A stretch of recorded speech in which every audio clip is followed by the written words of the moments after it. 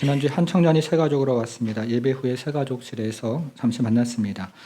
굉장히 해맑은 미소를 가지고 있는 청년이었는데요. 저를 보고 무슨 이야기를 했는데 제가 알아듣지를 못했습니다. 다시 가서 무슨 얘기를 하는지 잘 들어봤더니 이렇게 얘기를 했어요. 목사님 잘생겼어요. 이렇게 제가 정말 오랜만에 제가 정말 힐링이 되는 그런 소리를 들었습니다. 오늘은 그렇게 한번 좀 인사해 볼게요. 옆에 있는 분에게 인사하겠습니다. 잘생겼습니다. 서로 인사하겠습니다.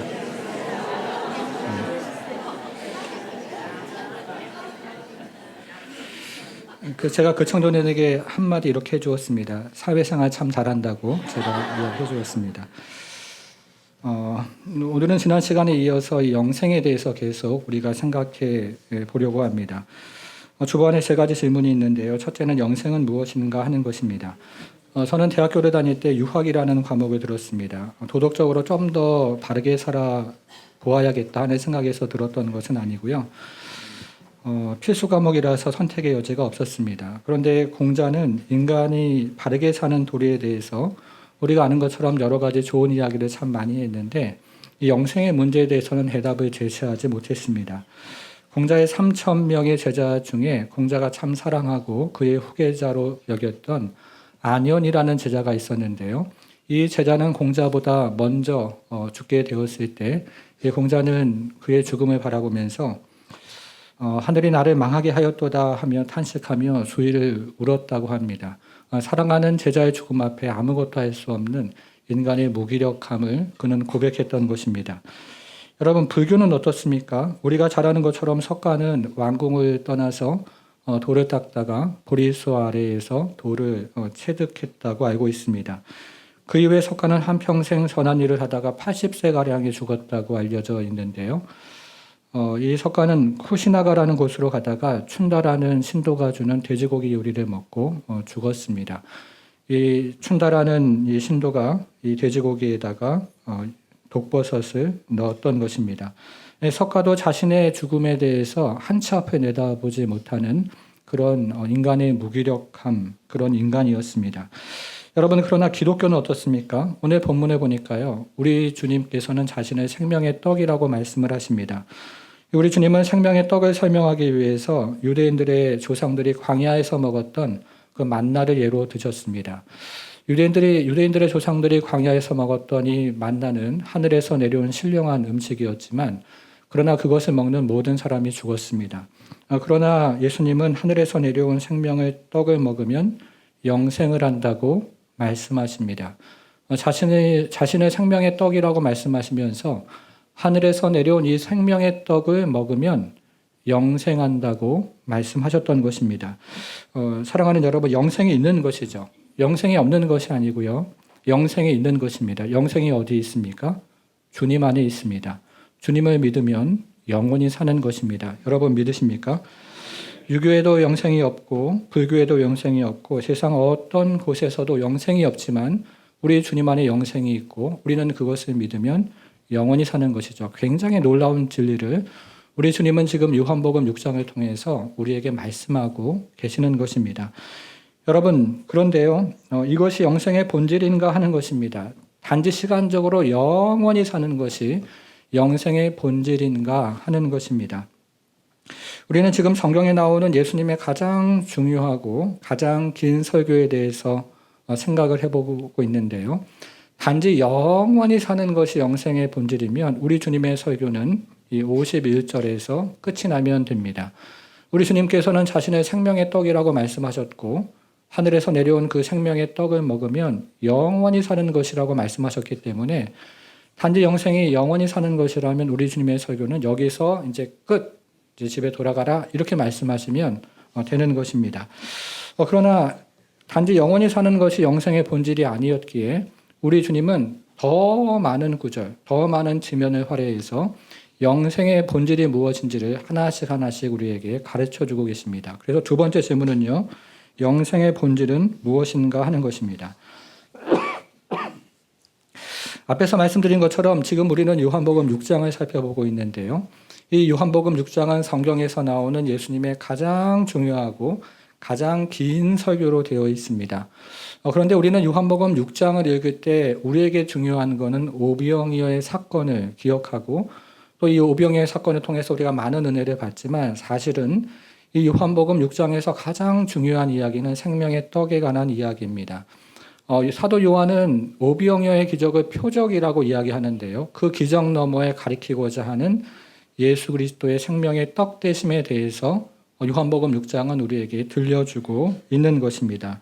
그래서 우리는 주님께서 생명의 떡의 본질이 무엇이라고 말씀하셨는지를 지금부터 좀 생각을 해보기를 원합니다. 51절을 한번 보겠습니다. 나는 하늘에서 내려온 살아있는 떡이니 사람이 이 떡을 먹으면 어떻게 됩니까? 영생하리라. 내가 줄 떡은 곧 세상의 생명을 위한 내 살이니라. 우리 주님은 이 생명의 떡을 자신의 살이라고 말씀하셨습니다. 여러분들은 이 말씀이 이해가 되십니까? 저는 이 말씀을 이해하는 것이 굉장히 좀 어렵습니다. 문자적으로 이해를 하면 주님의 살을 먹어야 내가 영생한다는 뜻인데요. 그래서 이 말씀을 이해하는 것이 쉽지는 않았습니다.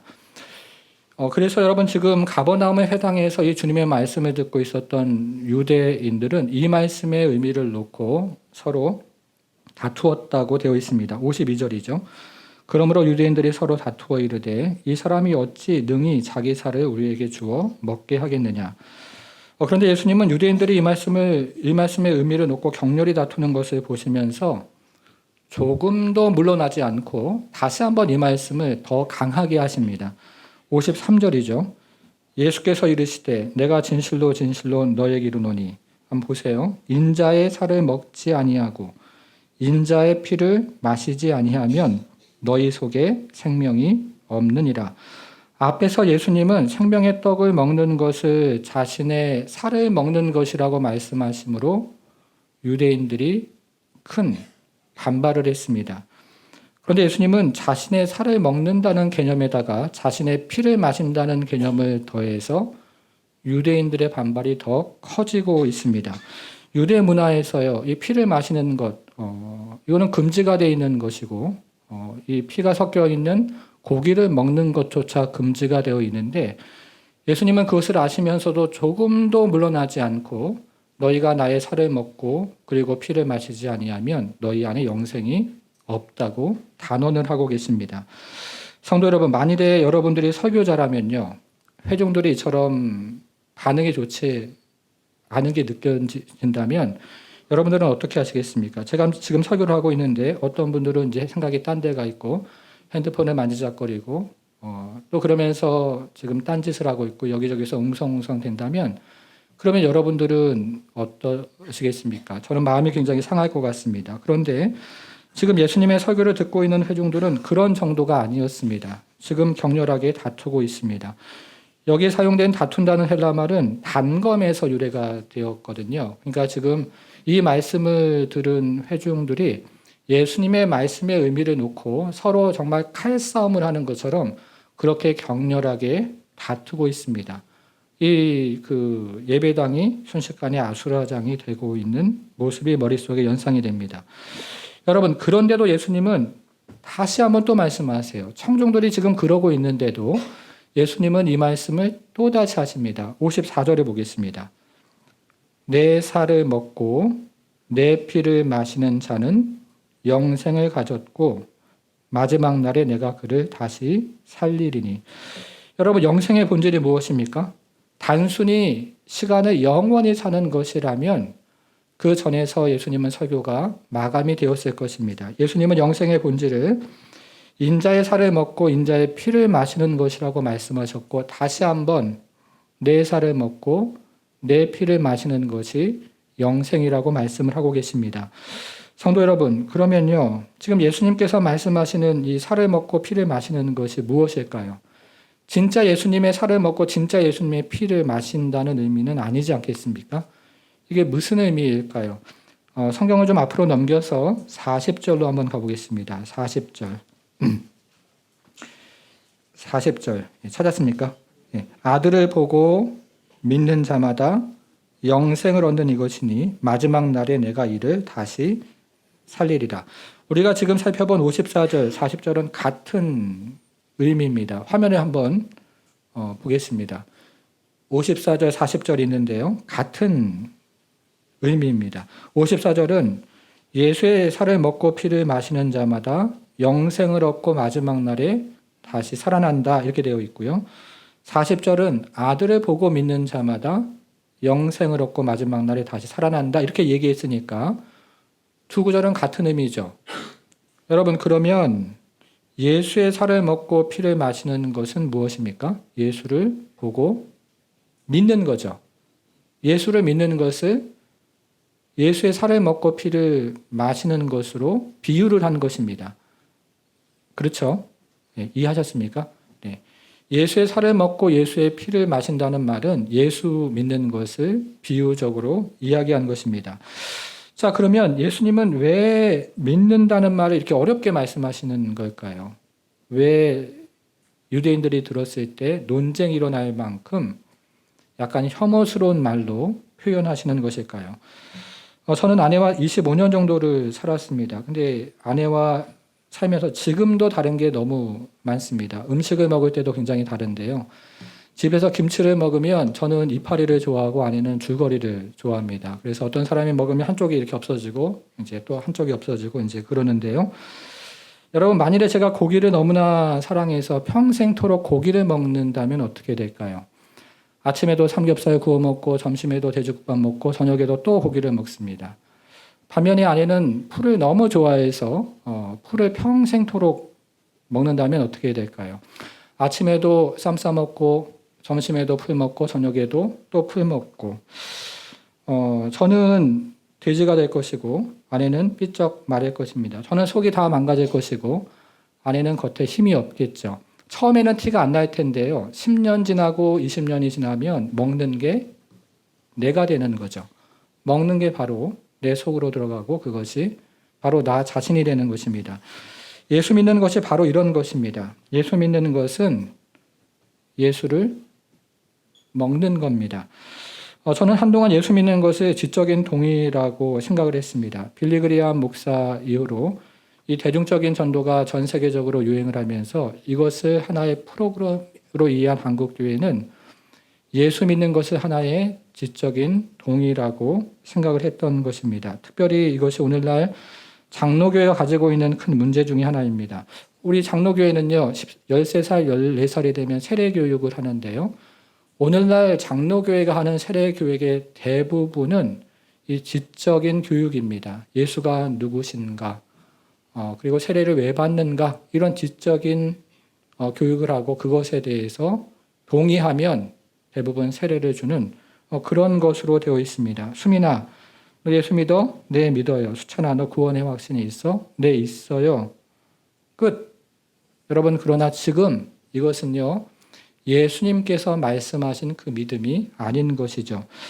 여러분, 예수님이 믿는 것을 먹는 것으로 말씀하실 때 예수님께서 사용하신 먹는다는 말은 이 헬라 말은 우리가 일반적으로 음식을 먹는다 이럴 때 사용하는 말이 아닙니다. 예수님께서 지금 사용하시는 이 헬라 말은요, 동물이 소리를 내면서 우적우적 먹는 것을 의미하는 단어입니다. 우기적 씹어 먹는 것이고 바스락 뜯어 먹는 것을 의미합니다. 예수님이 내 살을 먹으라 말씀하실 때 자신의 살을 어기적 씹어 먹고 그리고 우기적 뜯어 먹으라고 말씀하신 것입니다. 그래서 이 말을 들은 유대인들이 화들짝 놀랐던 것이죠. 여러분, 그런데 음식을 이런 식으로 먹으면 어떻게 될까요?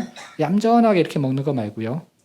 또 너무 급하게 먹는 거 말고 꼭꼭 씹어서 소화를 하면서 먹으면 그 음식이 체내에 들어가서 몸에 흡수가 되고 그러면서 그 음식은 바로 내 자신이 되는 것입니다.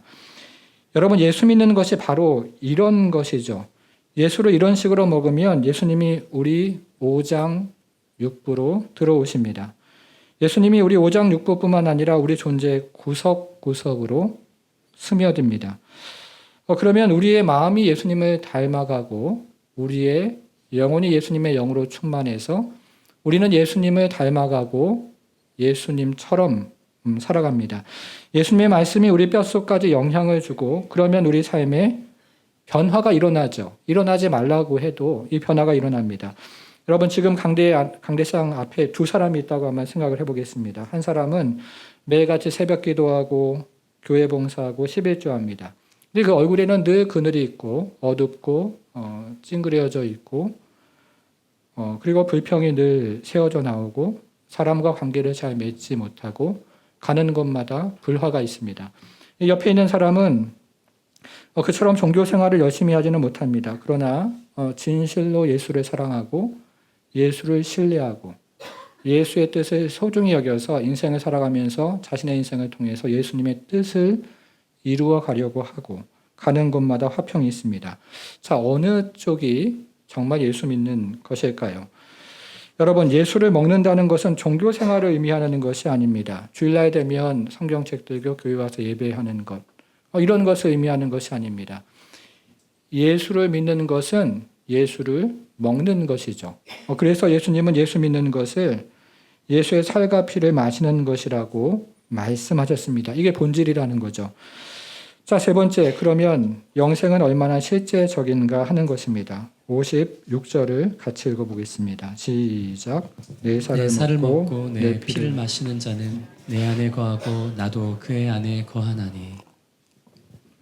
다시 한번 예수님은 이 표현을 계속 사용하시는데요. 내 살을 먹고 내 피를 마시는 자는 내 안에 거하고 나도 그의 안에 거한다고 말씀하십니다.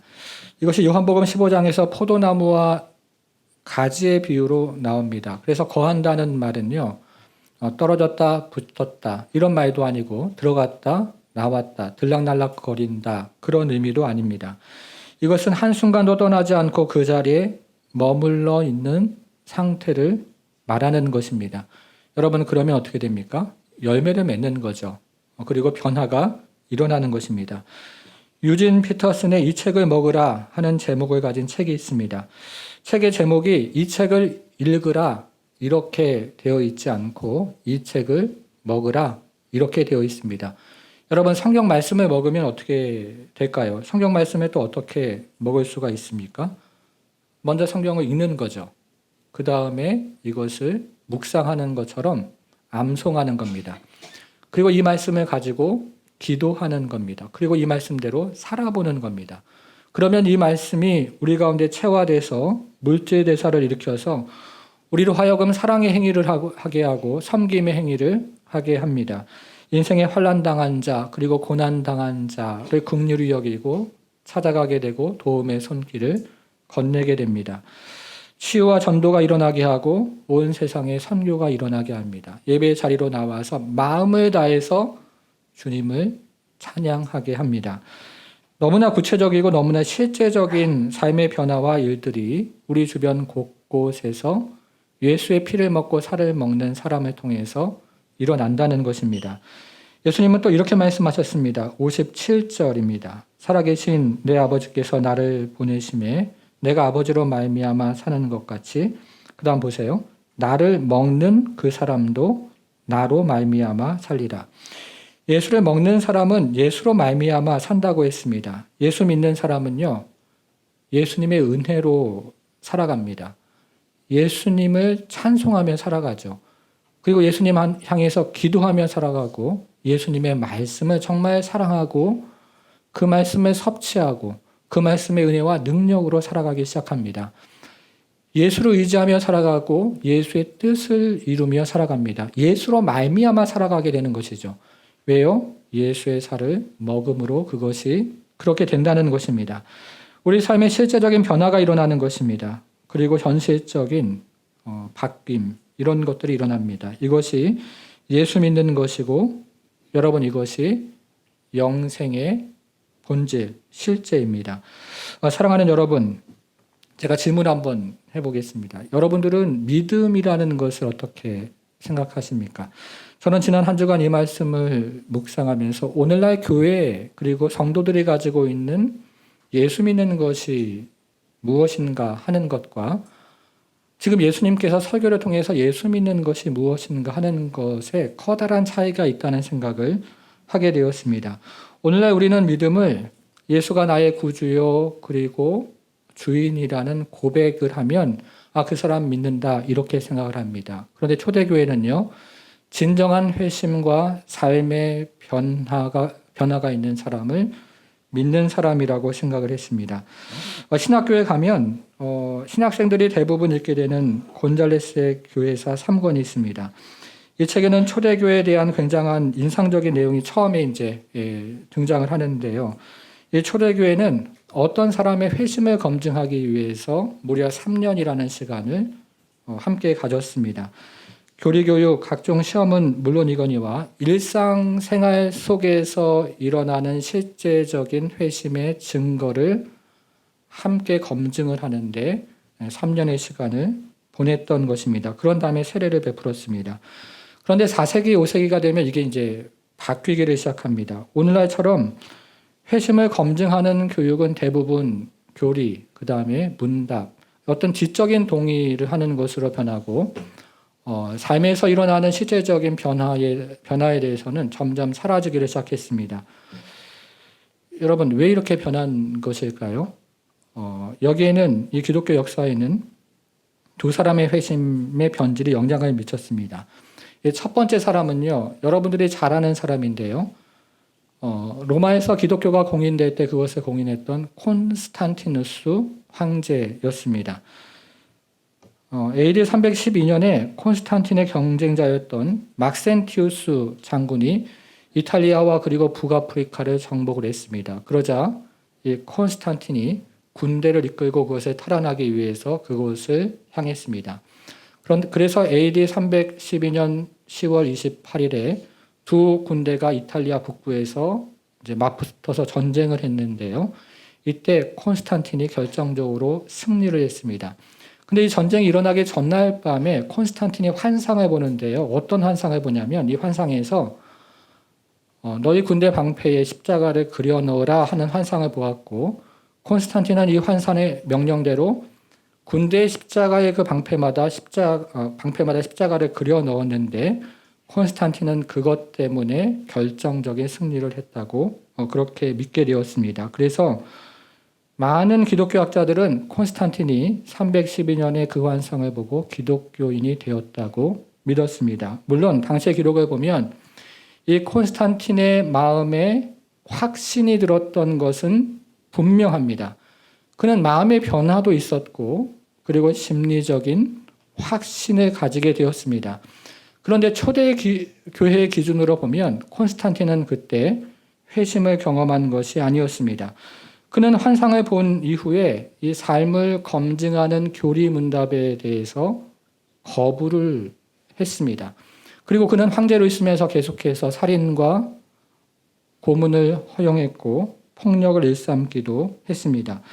312년에 환상으로 인해서 그는 기독교에 대해서 분명히 확신을 했던 것은 맞지만 초대교회 기준으로 그는 삶의 변화가 없었던 것입니다. 그런데 교회는요, 이때부터 회심을 삶의 변화가 아니라 심리적인 확신이라 종교적인 체험이라고 생각을 했습니다. 이것을 확장해 놓은 사람이 여러분이 잘 아시는 어거스틴입니다. 어거스틴은 어린 시절에 마니교라는 이단에 빠졌었고 그리고 방탕한 생활을 했습니다. 그러던 어느 날 정원을 거닐고 있는데 하늘로부터 한 아이의 음성이 들렸고 성경책을 펴서 보게 되었습니다. 로마서 13장 12절이었습니다. 밤이 깊고 낮이 가까웠으니 그러므로 우리가 어둠의 일을 벗어버리고 빛의 갑옷을 입자 하는 말씀이 영혼을 때렸고 그는 거기서 회심을 하게 되었습니다. 이 유명한 일화는 기독교에 엄청난 영향을 주었고 그 이후에 어거스틴의 종교적인 체험은 기독교 회심의 모델이 되었습니다. 그래서 콘스탄틴과 어거스틴 이후로 교회는 회심을 심리적인 변화나 종교적인 체험이라고 생각을 했습니다. 철수야, 너 구원의 확신이 있어? 네, 있어요. 영희야, 너 정말 예수님 믿니? 네, 믿어요. 주는 그리스도시요 살아계신 하나님의 아들입니다. 끝! 이게 끝이라는 거예요. 그 이후로 기독교는 이런 정적인 고백, 앵무새와 같은 고백을 받아내는 것을 그러면 세례를 주고 이제 구원이라고 믿게 되었습니다. 여러분, 어거스틴이 회심을 했다고 말할 수 있는 이유는요. 그 사람의 심리적인 변화나 그리고 종교적인 체험이 아니고 그 이후에 일어나는 어거스틴의 삶의 변화 때문에 그렇습니다. 그는 그 이후에 정말 예수를 믿고 그가 그동안 심취했던 만일교에서 벗어나고 방탕했던 생활을 정리하고 예수님을 쫓아가며 그리고 참으로 거룩한 생활 가운데 그가 거했기 때문에 그의 삶을 보니까 정말 예수 믿는 그 향기와 그리고 은혜가 있기 때문에 우리는 어거스틴이 회심했다고 이야기를 하는 것입니다. 제가 서울에서 섬겼던 교회에서 배운 것이 있습니다. 집사 직분을 주려면 그 집을 방문을 해요, 교역자가. 그래서 이 사람이 정말 경건 생활은 잘하고 있는지, 자녀들은 말씀으로 잘 양육하고 있는지, 그리고 부부 생활은 어떤지, 그리고 직장 생활은 말씀 안에서 주의 영광을 위해서 잘하고 있는지, 그리고 11조 생활은 잘하고 있는지를 다 점검한 후에 이 서리 집사 직분을 줍니다. 예수 믿고 삶에서 일어나는 전반적인 변화를 점검한 후에 이제 서리 집사 1년 주는 서리 집사 직분을 이제 주는 것입니다. 여러분, 우리는 어떻습니까? 우리는 왜 직분을 주고 있습니까? 교회를 옮길까봐 직분을 줍니까? 다른 교회 사람들과 만날 때 체면을 유지하기 위해서 직분을 줍니까? 교회 일꾼이 필요해서 직분을 줍니까? 오늘날 이 한국 교회가 일꾼이 필요하다는 이유로 직분을 남발하는 것이 큰 문제인데요. 그 사람의 변화에 대한 어떤 검증 없이 그저 필요에 따라서 직분을 주면서 한국 교회가 참 많은 어려움을 또 문제를 끊임없이 겪고 있습니다. 성도 여러분, 이 직분은 상황과 필요에 따라 주는 것이 아닙니다. 권사회의 숫자를 유지하기 위해서 주는 것도 아닙니다. 삶의 변화가 검증된 정말 그런 사람들에게 교회와 세상을 섬기라고 직분을 주는 것이죠. 여러분, 지금 제가 드리는 말씀을 이해하는 것이 왜 중요할까요? 교회사에 나오는 아주 중요한 얘기 한 가지를 들려드리겠습니다. 이번에는 6세기 프랑스 중남부 클레르몽에서 있었던 이야기입니다. 당시 이 지역에는 기독교인들이 대부분 살았고 소수의 유대인들이 살고 있었습니다. 그런데 어느 날 이 유대인 중에서 한 사람이 때가 아마 576년 성금요일이었는데요. 기독교로 개종을 하고 침례를 받고 이제 세례를 이제 받고 기독교인이 되었습니다.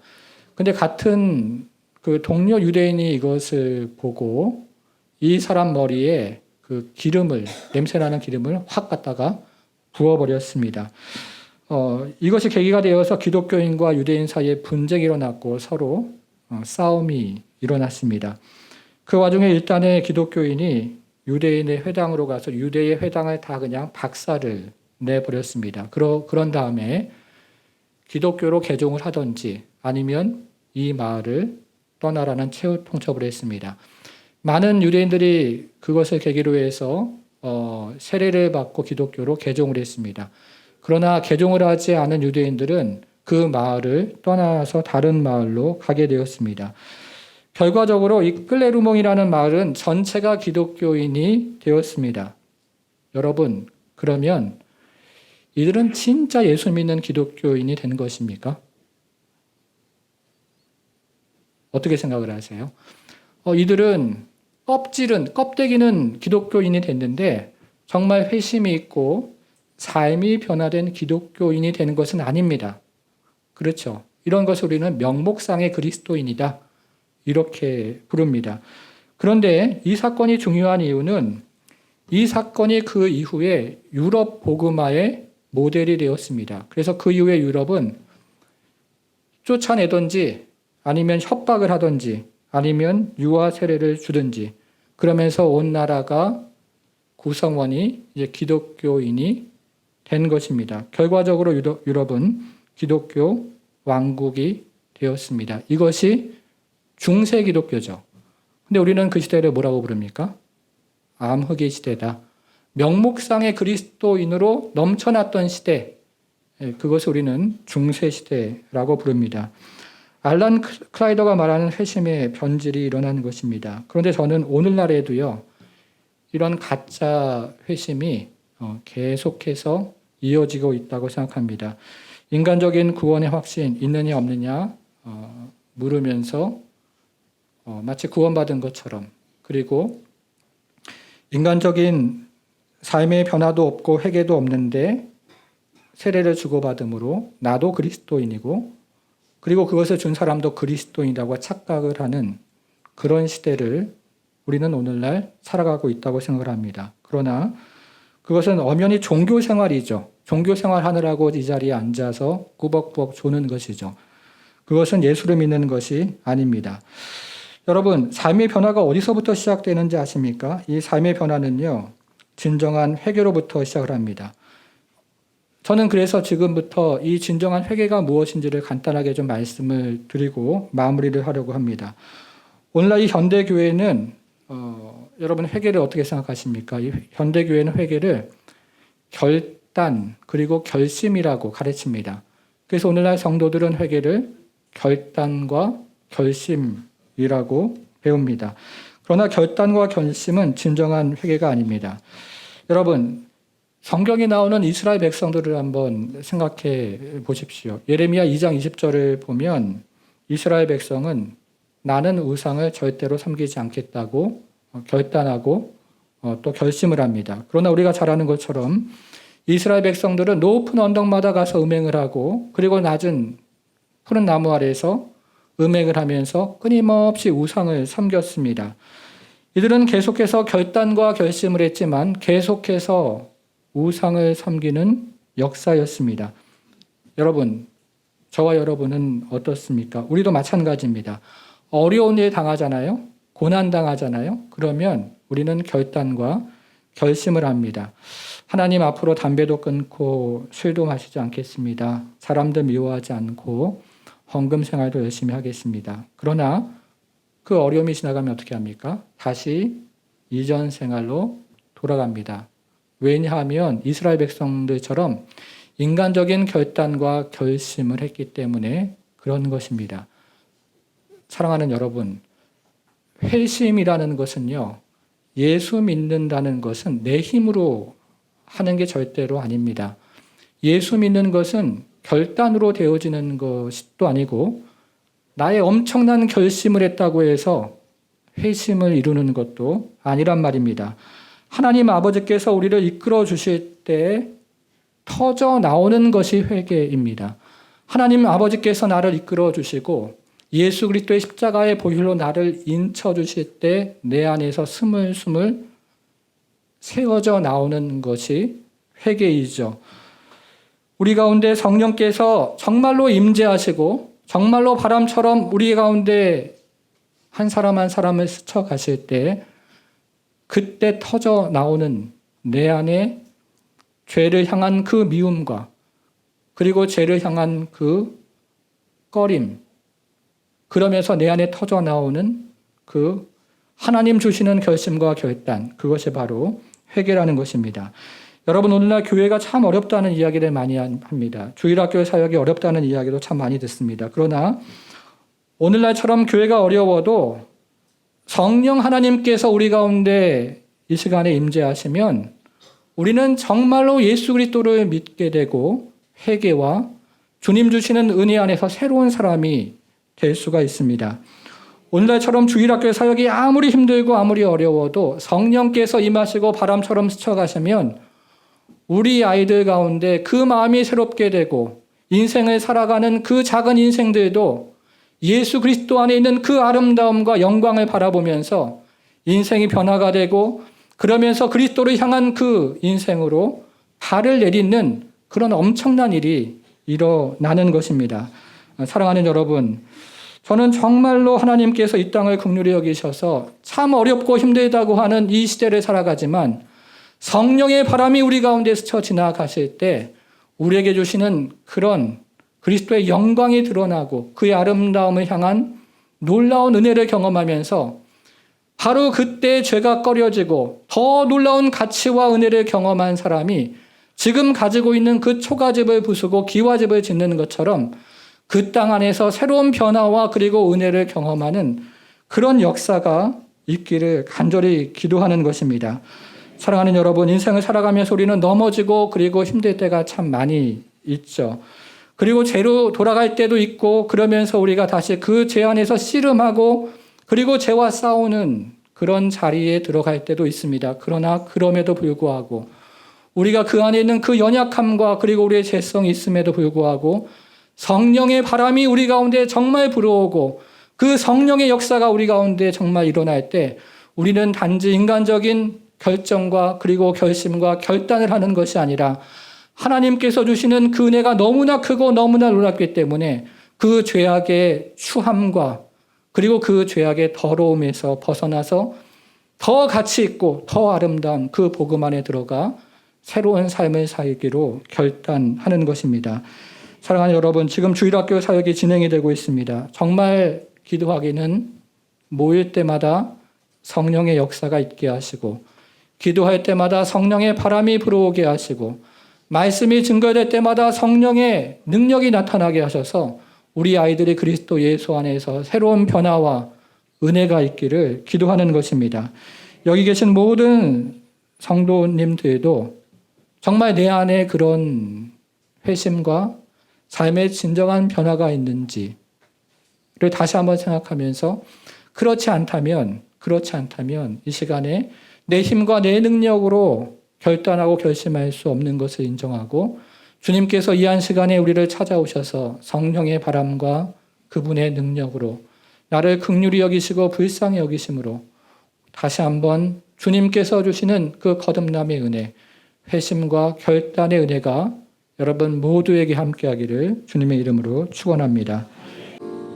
사랑하는 여러분, 제가 매 주일마다 이렇게 집요할 정도로 말씀을 드리는 이유는 정말 주일날 성경책 가지고 교회에 다니는 그것이 어쩌면 종교 생활이고 예수님께서 말씀하신 참 믿음 영생을 누리는 것이 아닐 수 있기 때문에 그런 것입니다.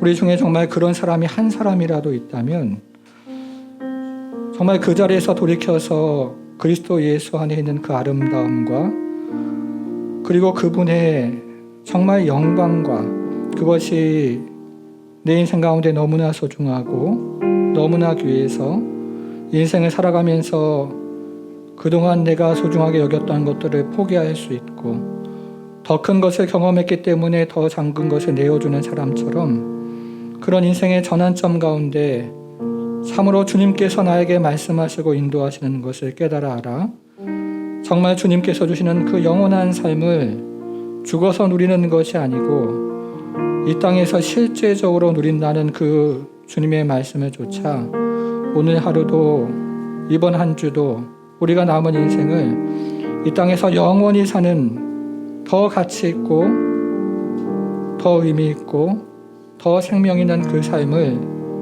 이 땅에서 살아가다가 죽어서 그 생명을 계속 이어가는 것, 그것이 영생이기 때문에 그렇습니다.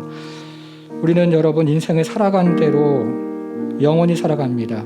이 땅에서는 세상 속에 살다가 죽으면 하나님 나라에서 세상적으로 살던 사람이 하나님 나라로 살아가는 것이 아니고 이 땅을 살아간 그 영원한 삶을 누리는 그 삶대로 죽어서 그 삶을 이어가는 것이 우리 주님께서 말씀하신 영생입니다. 여러분 중에 혹여나 그 생명, 그 은혜 없다면 정말 다시 한번 주 앞에 하나님 아버지, 나의 결단으로, 나의 결심으로 지금까지 오랫동안 살아왔는데 그거 잘 안 됩니다.